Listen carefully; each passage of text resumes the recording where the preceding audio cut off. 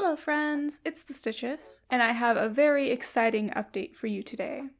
It has been forever since I made a studio vlog, but I'm releasing some hand-painted patches in my shop today, and I wanted to give you all a behind-the-scenes look at how I made them. Each patch is made from scrap fabrics that I had accumulated from working on other projects. I have two sizes, and the quantities are just based on how much I could cut from each type of fabric. So many of these will end up being one-offs. I just made a stencil of my design using some cardboard that was salvaged from a shipping box that was sent to me. This allows me to trace the same design onto as many patches as possible. One day I'll have the funds and the space for screen printing, but this works just fine for now.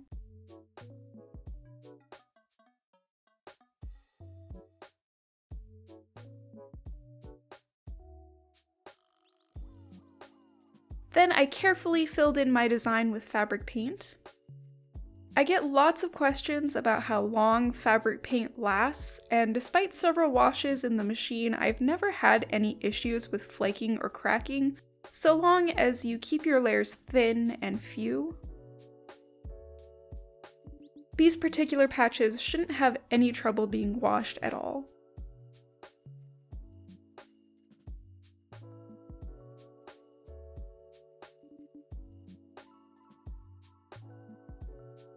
Once my patches are painted, I just let them dry for at least 24 hours. Once the patches are fully dried, they're heat set with an iron so the paint is adhered to the fabric permanently.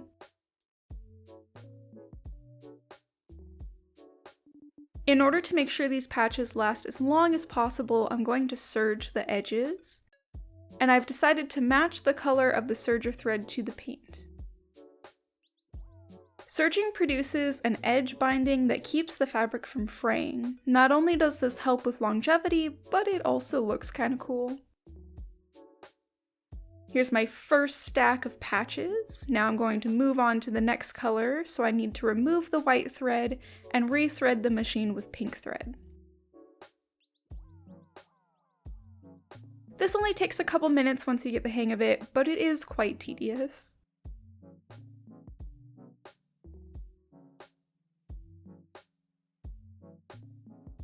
Serging a test scrap to make sure the tension is correct is always highly recommended.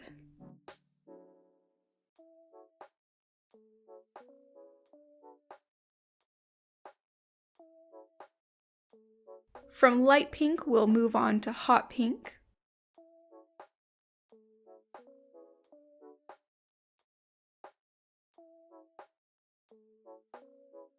I only made 3 patches with lavender paint because I have to mix the color myself, but they still get their own lavender thread as well. And finally, the patches that were painted with black. Since I don't want to leave the thread ends, and I don't want to just cut the tails off and let the serging fray, I'm using a thick embroidery needle to tuck the tails into the serging. This finishes it off so that the serging can survive the washing machine. Frayed edges can look cool sometimes, but I really wanted these patches to last as long as possible for anyone that decides to buy one.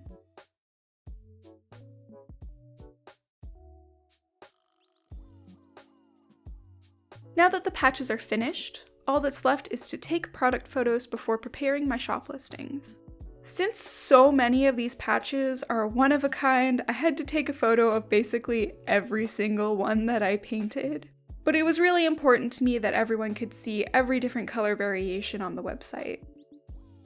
If you want one of these patches for yourself, they are now all available on softsugar.shop. As always, there will be a link in the description. I really wanted to include some pinback buttons in this drop. However, despite owning a really fancy printer that cost me a lot of money, it's basically a piece of junk. No matter how many times I do a print head alignment, I get banding through my photos, and I'm just not comfortable charging money for such low quality. I tried to use a professional print shop instead, But my local shop doesn't specialize in photos, and their print quality was somehow worse. And most of the other shops in my area went out of business, so I'm still figuring out how to get these produced, which is really frustrating because I was very excited for these designs. I'll have pinback buttons made of them hopefully someday soon, but that day unfortunately is not today. So for the time being, that's all I have to share for now.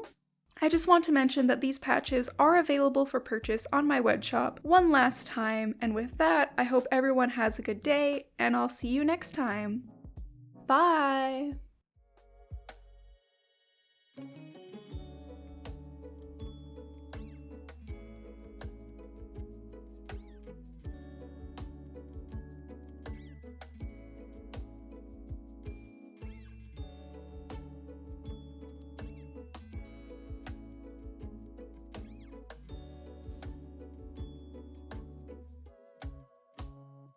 One day I'll have the